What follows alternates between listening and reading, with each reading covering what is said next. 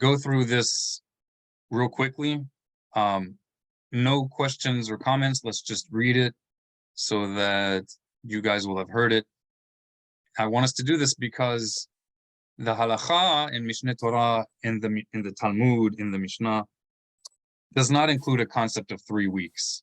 But this concept of 3 weeks is extremely popular in the Orthodox religious establishment. So we need to be more aware of what we're obligated to do and what we don't have to do. Who would like to read? Let's have an Indian brother or sister read. Ramesh, are you here? Rabbi, can you hear me? Yes, sir. Please read. Which portion? The portion what do you have on this? Yes, number one. Hazal, the highlighted one.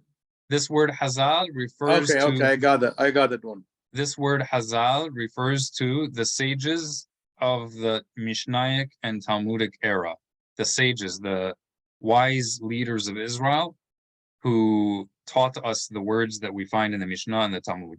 That is what hazal is. It means our sages of blessed memory. Hazal. Okay. Go ahead. So you want me to read the yes, sir. Please. Okay. Hazal did not institute urban-related mourning practices that are to be observed for a period of 3 weeks. There are 2 reasons for this. Number one, a mourning period of such length is excessive and unhealthy. B, such a practice must necessarily impinge upon Kvod Shabbat to which Hazal were opposed. Okay, so some vocabulary. Hurban means destruction in Hebrew. And when a person just says Hurban by itself, they're talking about the destruction of the temple in Jerusalem. Okay, Kavod means honor.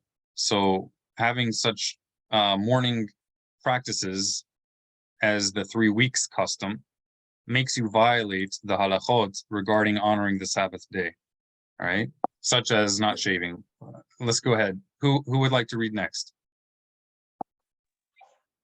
Rabbi, shall I? Yes, please. B'chavod.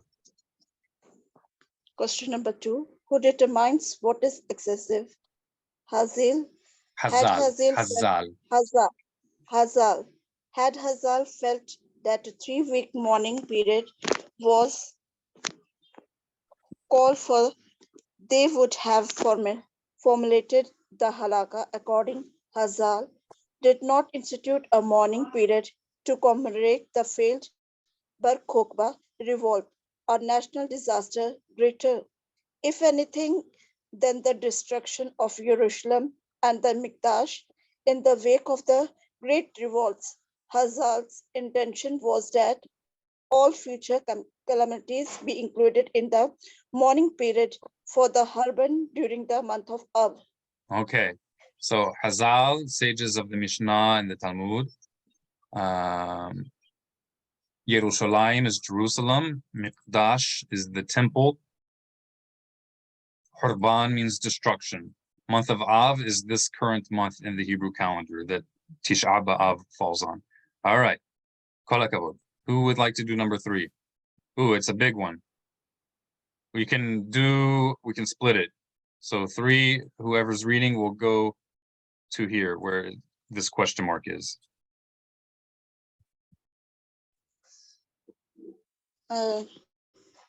Why is the mourning period of excessive length unhealthy? Mourning is the cessation of normal life. The cessation of normal life for an extended period in physiological unhealthy. Okay, Mourning secession. even, I'm gonna define words that are not so common. Secession means stopping of, when something stops. So mourning, when we are sad, when we're thinking about something that makes us feel sad, that makes normal life stop. You can't live a normal life if you're very sad. So why is a lot of being sad unhealthy? Because it makes your normal life stop. And that's not healthy for your mind or for your family. Okay, continue. B'chavod.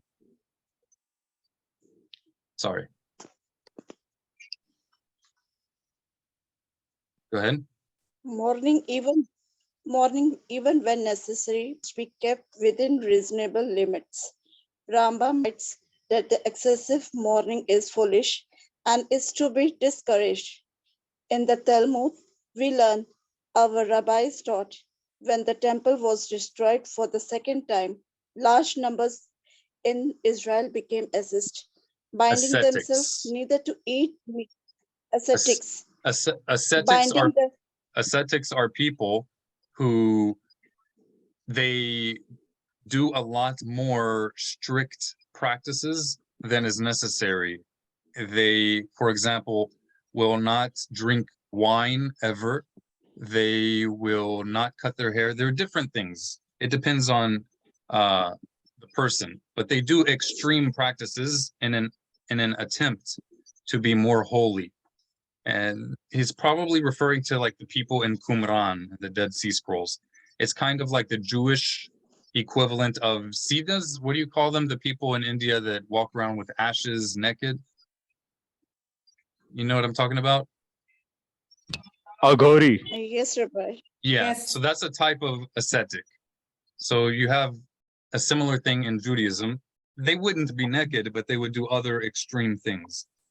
So, okay, continue. I will forgive me for interrupting.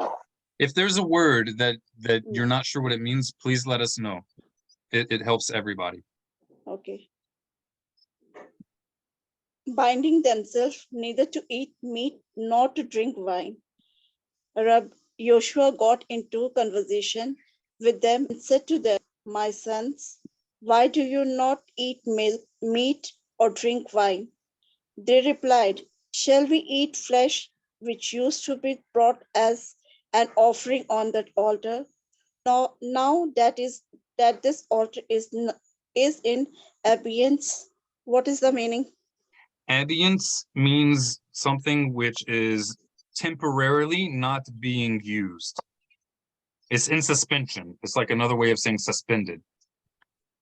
So we're not doing it, but we plan to do it again in the future. So the altar is temporarily not being used. Shall we drink wine which used to be poured as a libation on the altar, but no longer? He said to them, if that is so, we should not eat bread either because the meal offering have ceased.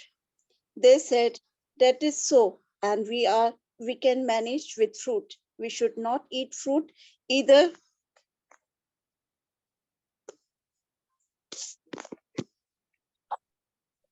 Right? We should not Rabbi, eat you fruit either. can Yeah, go ahead. yeah. Either, he said, because it's no longer an offering of first fruits.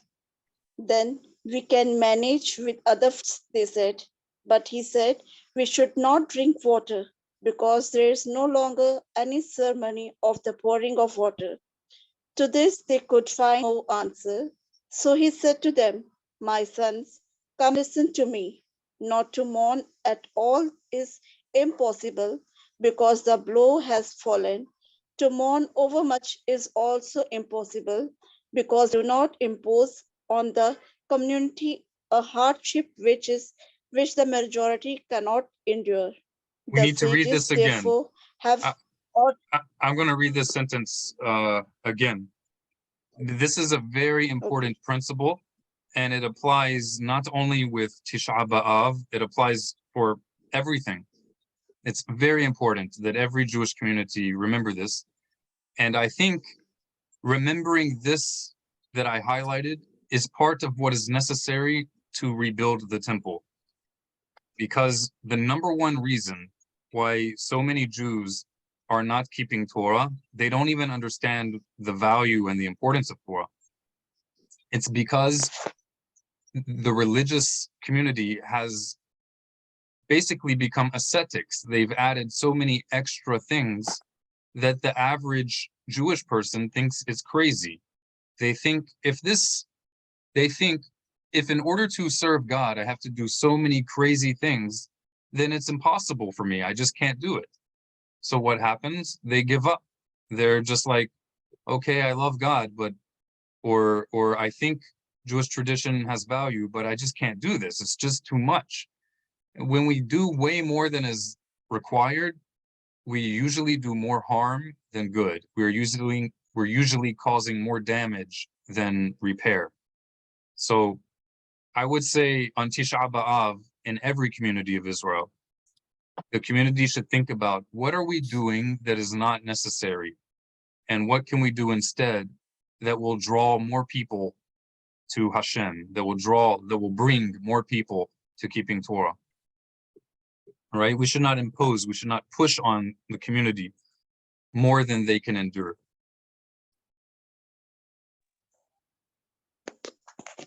It's also true for prayer, daily prayer. We usually do way more than is necessary. Most people can't do it. That's why they don't come to pray. Most people. Okay, Tamshichi, continue. The sages therefore have ordained thus: a man may Stucco. stock his house, but he should leave a little bar. A man can wear a full quarters banquet, but should leave out an item or two. Okay. Toda rabba. Thank you very much. Mi haba. Who is next? Mi haba. Who is next?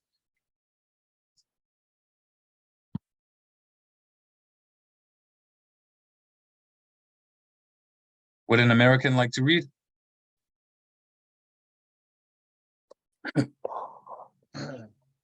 I'm an American.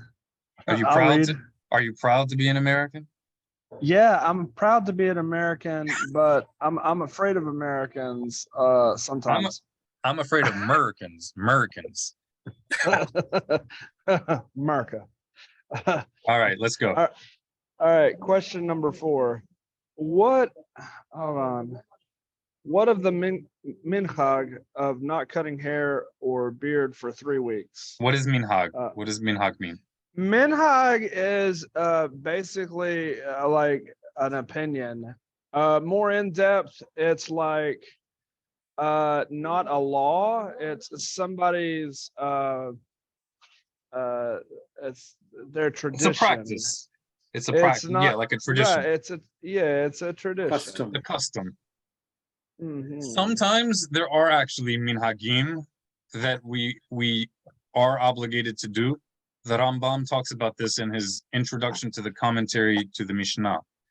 But the only kinds of minhagim that we're obligated to keep are the minhagim that Hazal, the sages, specified.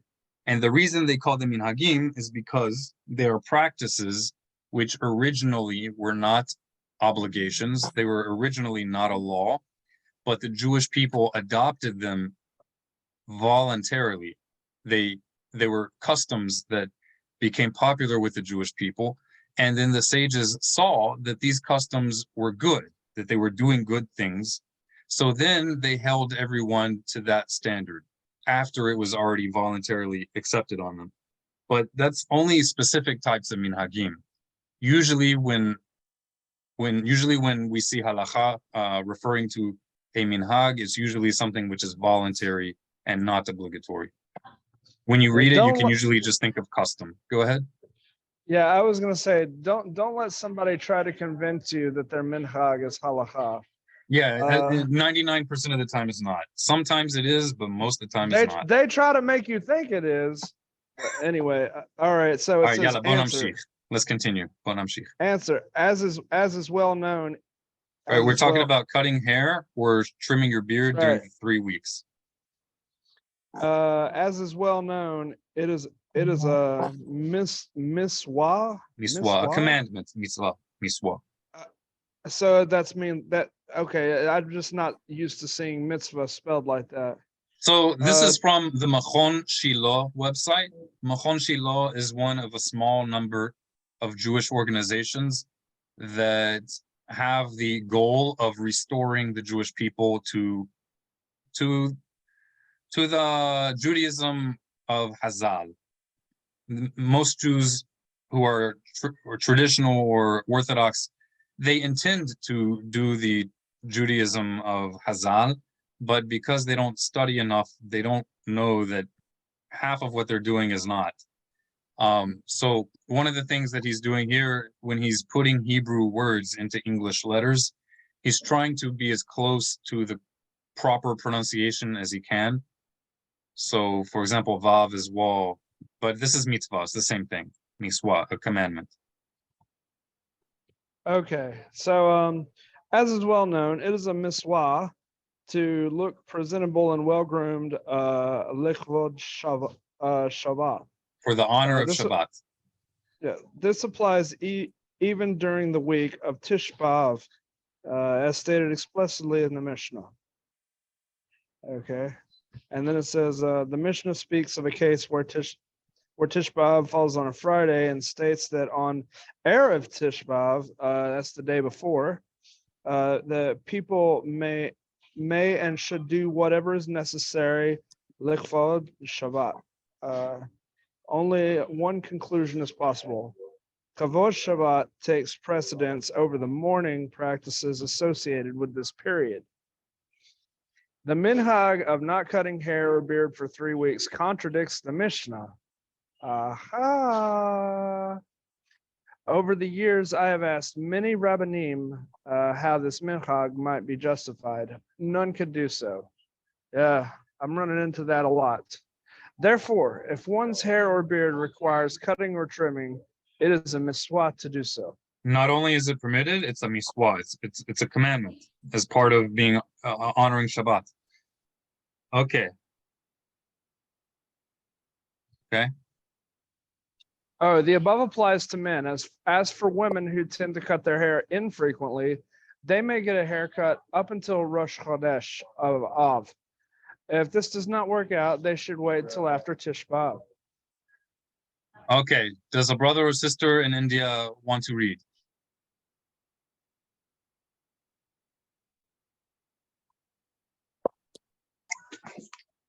Shall I? B'chavod. What? B'chavod means with honor. Yeah. With honor. Yes. It's a way of saying, it's a very polite way of saying, go ahead. B'chavod. It's like this What word. about? This word, kavod. See, it's the same word, kavod. B'chavod. It means honor or respect. Okay. What about listening to music? Hazal and the Rishonim make no mention of music during this period.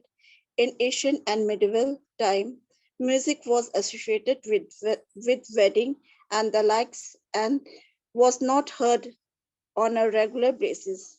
Not listening to music for 3 weeks stems from the Ashkenazi minhag of not celebrating weddings for 3 weeks. Hazal forbade wedding from Rosh Chodesh until until after Tisha B'Av. A friend of mine once spoke to a Rav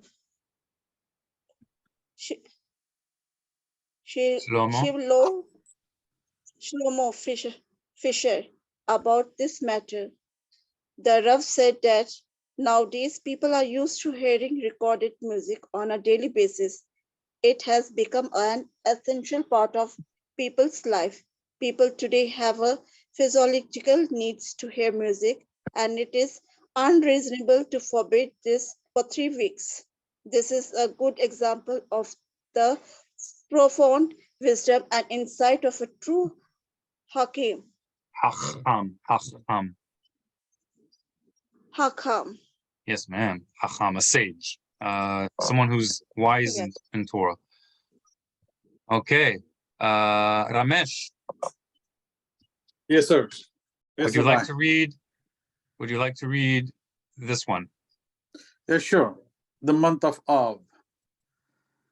Hazal instructed us to refrain from certain types of joyous activity, which is non-essential, luxury renovations and construction, painting and decorating, basically celebrating and weddings, but not engagements. Engagements are Business allowed. What he's saying, not Okay. engagements, what he means is getting engaged to marry is allowed during this time. Okay. Business activity that bears postponement from Rosh Chodesh Av until after Tisha B'Av. Going on vacation or outings during this period is asur. What does All asur of- mean? What does asur mean? So asur Allowed? means forbidden, not allowed. Okay. Asur, all of the above are included in the Mishnah's injunction. Mishan nichnas Av, from the point that the month of Av on the Hebrew calendar, from the time that the month of Av begins, mema'atin basimcha, we do less joyful things.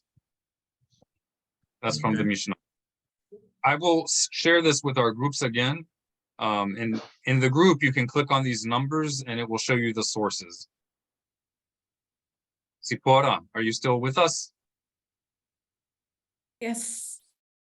Do you feel up to reading this next halacha? It's not really a halacha, it's more like a pasak. Pasak from Rabbi David Bar-Hayim. What of the minhag of not bathing during the 9 days? Okay, and Hazar- Sipora, can you tell us what a minhag is? Minhag. You said it. You said it before. Opinion. That's Hold on. I'll give you multiple choice. Minhag, is it a commandment from the Torah? Is it a voluntary custom? Or is it a nightshade? A, B, C, right? So options. Not commandment from I'm giving not, you an American style test. This is not test in America. commandment from the Torah. That is not commandment from the Torah. Okay, so it's a voluntary It's B. custom. It's not a It's a normal B. halacha. It's Yeah, a it's a voluntary B. custom. Or is it all of the above? No, it's not the nightshade anyways. I think you don't have sufficient appreciation for nightshades. Ashwagandha root. Ashwagandha root. Okay, yalla bon namshich. Sipora b'chavod. It's kosher. Sipora b'chavod. Go ahead. So minhag is a voluntary custom. Yes. Hazal did not forbid bathing during this period with the expectation of Thank you. Exception. exception of TISHAH B'Av itself in medieval Europe. Medieval. So medieval Europe, it's around the time period of the 9th century until roughly the 12th or 13th century. The So Ashkenazim, go ahead, I'm sorry. the Ashkenazim took upon themselves the minhag of not bathing, even in cold water from Rosh Chodesh until after TISHAH B'Av. So Not basically, you do not want to smell a synagogue in an Orthodox Ashkenazi community between the beginning of this month and Tisha B'Av, because almost no one in there will have had a shower or a bath for that long. So especially in Israel where it's hot, it's you want to wear a COVID-19 mask. Not even liquid Sabbath. Not This correct. They don't even take a bath for Shabbat. So there is no shower. There was no what? Shower. No bath. Yeah, for that time, and I'm not talking about only in the Middle Ages, not only 800 years ago, even today, very, very religious Ashkenazi Jews, usually from the beginning of the month of Av until Tisha B'Av, they do not take a bath or a shower. No bath or shower. But these 9 days. Correct. And I did this also before I converted when I was going through the conversion process in an Ashkenazi community. I did this. It was horrible. And Then remember, minhag, Then what about hot climate countries? it's disgusting. It's disgusting. is this is Does- minhag? Yes, it's a minhag. And of There's no- course, when a newcomer enters the community, they feel like it's an obligation because they don't make an effort to say, you don't really have to do this. They feel like they've accepted it like it's an obligation, but they basically have accepted it like an obligation, which Man, is it can why, get yes, it can get bad. That 9 days, it could get really bad. yeah, remember, not only are they not taking a bath or a shower, they also do not wear clean clothes. They forbid wearing clothes which are clean. They can only wear clothes that were already worn. So you stink.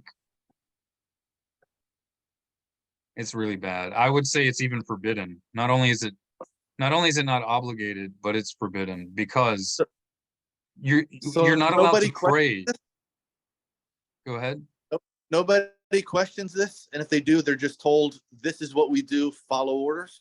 Well, it's easy to look down on Ashkenazim for some of these things, and every community has crazy things, but I have to say, not every community has stuff like this.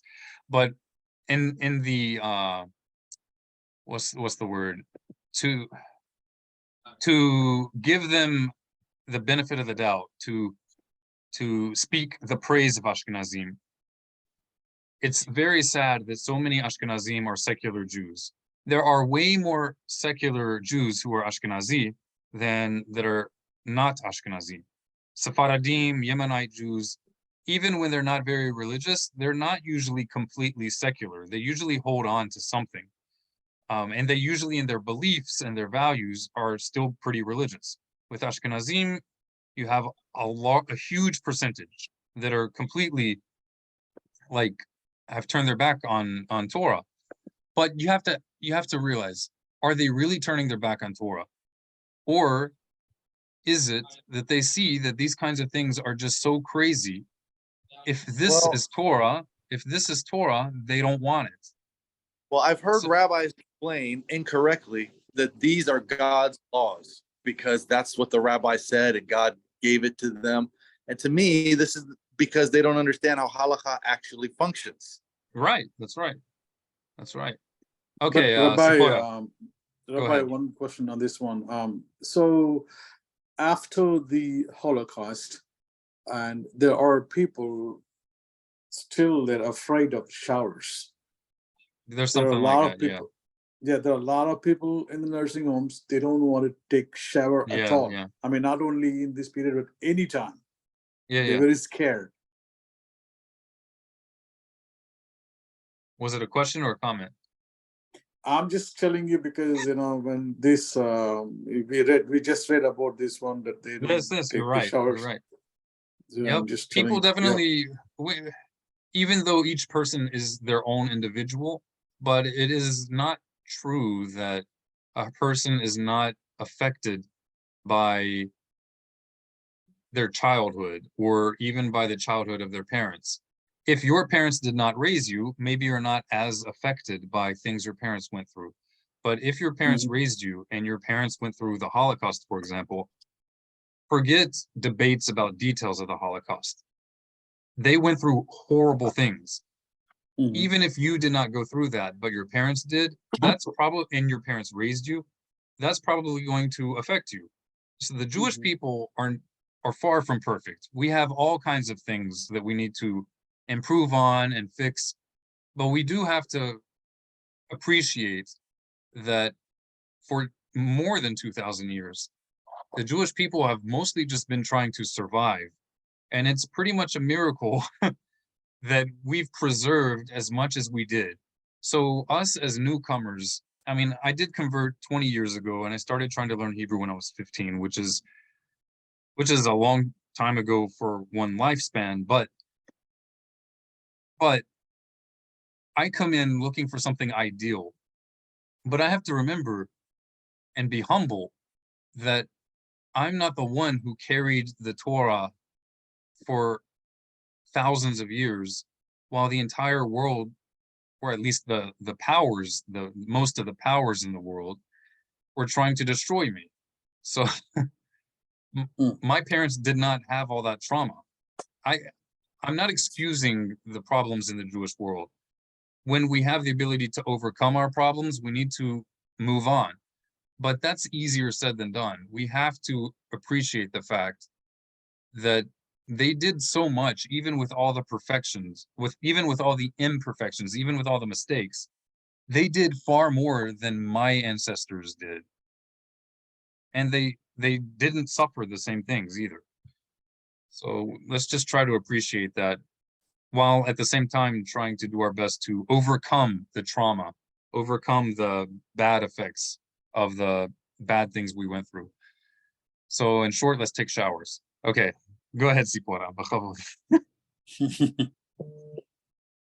This despite that the Talmud states that bathing for reasons of a misvah rather than pleasure is permitted, even on TISHAH B'Av itself. According to Hazal, the fact that the morning practice associated with this period cannot Impinge. Impinge means prevent from being done. So the morning practices related to Tisha B'Av should not prevent honoring the Sabbath. Upon Avod means honor Kavod means honor. or respect. Kavod Sabbath was never in question. Here too, the minhag contradicts That means it violates, it breaks the halakha. the halakha and should be ignored. As for bathing is general during these days, it needs to be stated plainly that minhagim must be examined in light of current realities. This custom, like many minhagim, evolved in a specific historical context in medieval, like medieval. Medieval. Evil, like good and evil, it's called medieval. That's the Medieval. time period of about the 9th century to the 12th or 13th century. Medieval Europe people bathed very infrequently. Very infrequently. According to some monastic records, monks were given a fresh set of clothing once a year, at which time it was recommended that they bath. Not bathing for 9 days was entirely normal. Standards of personal hygiene have changed dramatically. No. Huh? Thank God.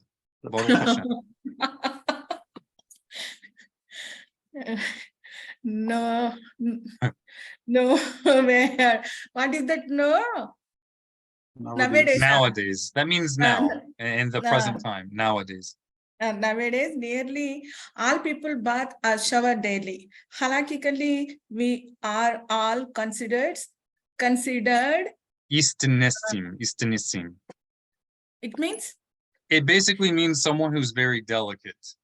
It's in modern Hebrew, this has been adopted as a term for OCD.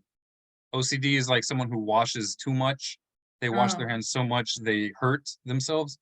But in halakha, in the Mishnah, it doesn't mean that extreme, but it means someone who's basically sheltered.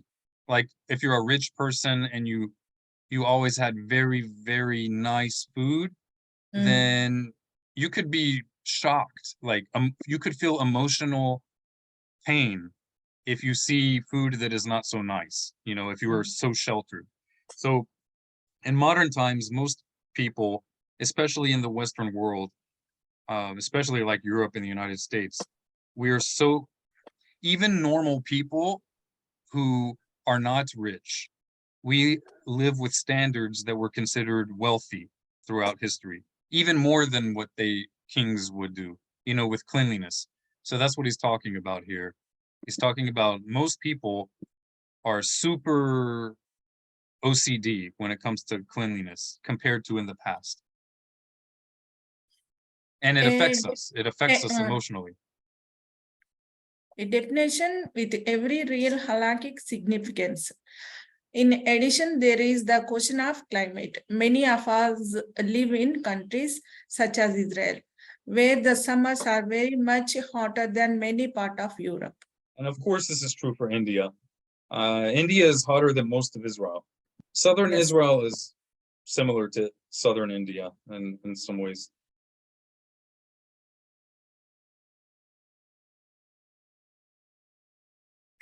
Either of these factors alone would be sufficient reason to discontinue the minhag.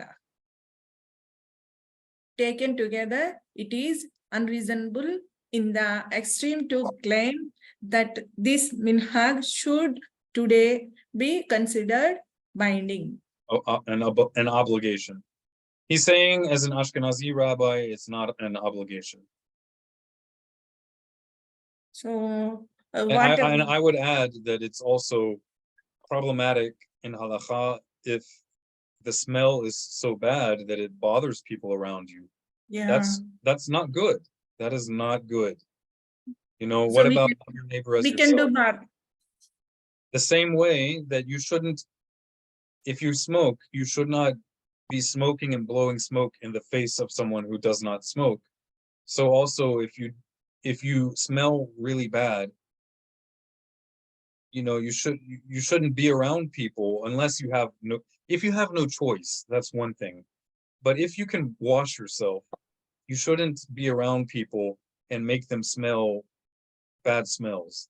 That breaks the Torah commandment to love your neighbor as yourself. And also prayer. We're not supposed to pray in smelly, distracting situations. So that halakha is really bad. I mean, not that halakha, that minhag, that practice, that custom, it's not good. All right, mi haba. Who is next? Mi haba. What about swimming? Swimming for pleasure is assured from Rosh Chodesh until after Tisha B'Av. Okay, if anyone is reading in any of our classes in the future, if you read a Hebrew word, do read the word, but then also say it in English. That way we will know that you know the word, and that way people who do not know it can learn the word.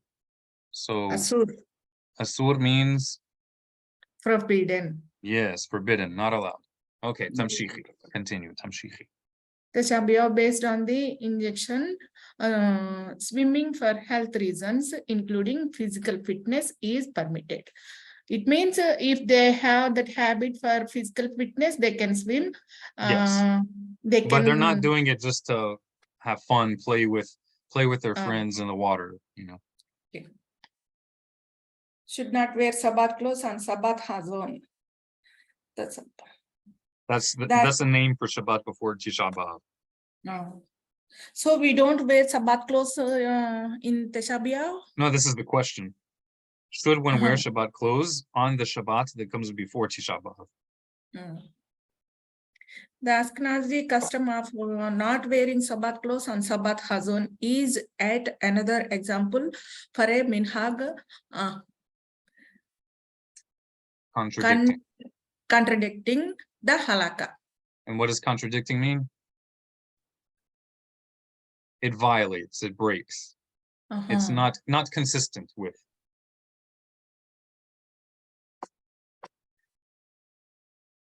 The Radbaz. It's just a famous rabbi. Strongly opposed this practice and worked with tradition. So, to did the Chacham Shavi and Rabbi Yaakov Emden. He also wrote a famous book exposing the inauthenticity of the Zohar. So the Zohar is a Kabbalistic mystical book that has strongly changed the Jewish world, the religious Jewish world also. And Rav Yaakov Emden, he was a Kabbalist. He loved Jewish mysticism, but he recognized the problem of people mistakenly thinking that the Zohar was given directly by God, or that the Zohar can change halacha. So he wrote a book explaining how he knows that the Zohar is not authentic to Hazal. It's not a book from, it's like Midrash from other people using the names of Hazal. And he doesn't say it regarding the entire Zohar, but about he believes this about large portions of the Zohar. Anyway, he's a famous Ashkenazi rabbi. Okay. The grass practice was adopted by the Jews of Vilna. It's a famous city in Europe. In Ashkenazi Jewry, it's an important city. And when his students founded the Ashkenazi communities in Safat and Echelaim. All right, these are two famous cities in the land of Israel. Safat is a city of Kabbalists, of mystics, Jewish mystical people. In Jerusalem, Yerushalayim. Echelaim. They established this as the custom in Eretz Israel. That means even though they were Ashkenazim, they stopped this practice. Right? They stopped the practice. Wait, maybe I misread this. The Rambam writes explicitly that this contrary the Gra strongly opposes this practice. So did the Chacham Tzvi. The last of them were all Ashkenazim. The Gra's practice was adopted by. Okay, yeah. So it's saying that these three Ashkenazi rabbis, they're the ones who changed this minhag. So they corrected it. They did a good thing. There was a widespread, a common Ashkenazi custom that the Shabbat before Tisha B'Av, they would wear normal weekday clothes. So these three Ashkenazi rabbis fixed that problem. And so now it's normal to not do that, which is a good thing. Today, this view is widely accepted around the world. This is an instructive example of the approach of the Gra, the Hakam, Shav, and Rav Yaakov, and then Halakha, Torah truth, overrides minhag, and where two Torah values clash, one takes Precedence over the other. That means we have to know what should take priority. We need to know if we have two halachot and both are halakha, both are true, but we need to know what is more important in a certain situation than the other, because sometimes you cannot do both. So sometimes you need to decide, is this one more important or this one, if you cannot do both? This as opposite to attempting to walk between the raindrops. All right, that's a figure of speech, a metaphor. Okay, see, we're almost finished. Who would like to read the next one? So the week of Tisha B'Av has certain special laws. The week of Tisha B'Av begins on the day after Shabbat until Tisha B'Av. So the week of Tisha B'Av is not a full week every year. Sometimes it's only 2 days, sometimes it's 3 days. It depends on the year. It's the amount of days from the first day of the week until Tisha B'Av. Shall I read? Yes, please. B'chavod. Is it permissibly to do laundry during the week of Tisha B'Av? The Mishnah and Talmud forbid laundering and cutting hair and beard during the week of Tisha B'Av until after the fast. The question of whether the Mishnah referred only to laundering and wearing immediately or intended or to include laundering in order to wear after Tisha B'Av was debated by the Amroin, Amoraim. Amoraim. That's The what we call conclusion, the rabbis that lived during the time of the Talmud. We call them the Amoraim. okay. The conclusion of the Talmud Bavli is that laundering in itself is prohibited, and this is the standard halakha. According to the Talmud Yerushalmi, laundering in order to wear after Tisha B'Av is permitted. Okay. This position is very satisfactorily explained in the Talmud Yerushalmi, Yerushalmi. where no dissenting opinion is recorded. It is only the view of Rav Nahum in the Talmud Bavli. Today, doing laundry is simply another chore. It is certainly not a happy event as it was in earlier generation. Refraining from doing laundry nowadays lead to the unintended or counterproductive consequence that this mourning period is viewed by many, particularly housewives, as a welcome break. The Ashkenazi minhagi of Minhag. not Minhag. minhag Yeah, of that H not is laundering. silent. Sorry. Okay. Not laundering from Rosh Chodesh simply exacerbates the problem. Exacerbates. Exacerbates the problem. All right. This was Exacerbates means it makes something more complicated than it needs to be. okay. So the Ashkenazi minhag of not laundering from the beginning of the month makes it even more of a problem, right? Because the Talmud did not forbid, Hazal, they did not forbid doing laundry from the beginning of the month. They only forbade it from the first day of the week, that the week of Tisha B'Av is. But the Ashkenazi minhag custom was that you don't do laundry from the beginning of the month. So that made it even more complicated. That exacerbated the problem.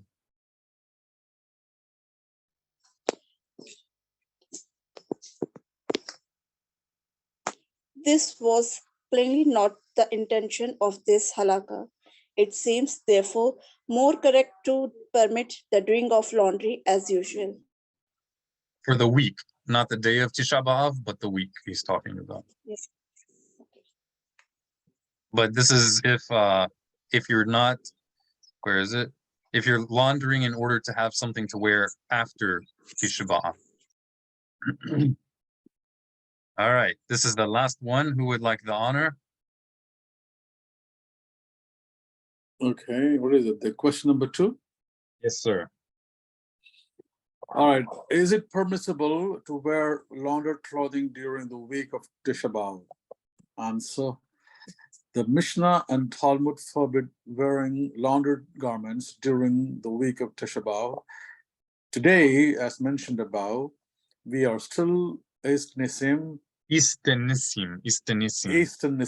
which is otherwise called pampered or delicate, as compared to our forefathers, and change garments much more regularly.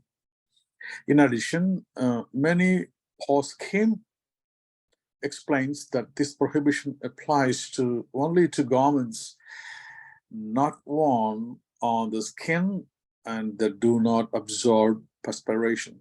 Right, the sweat. Yeah. So when you have doubt regarding a rabbinic law, right? This is all rabbinic. This is not commandments from God, directly from God.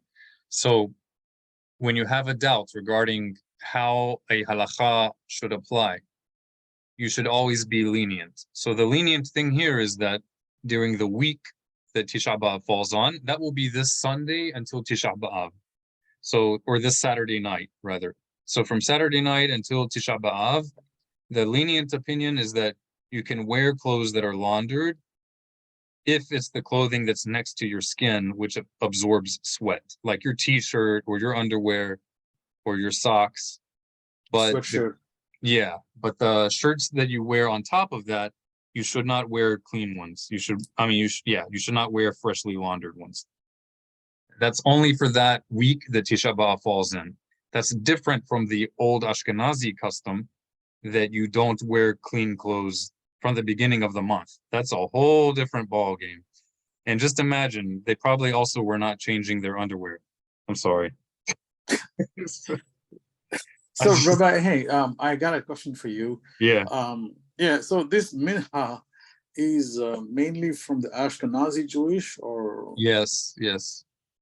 okay. But remember, nowadays, unfortunately, most really religious Sephardim, really religious Jews who are not Ashkenazi, most of them have adopted a lot of Ashkenazi customs. And many of them are even basically Ashkenazim, not in their ancestry, but in the customs that they do. So we are not helping anyone by adopting. There are many good things in Ashkenazi customs. There are many beautiful things, such as,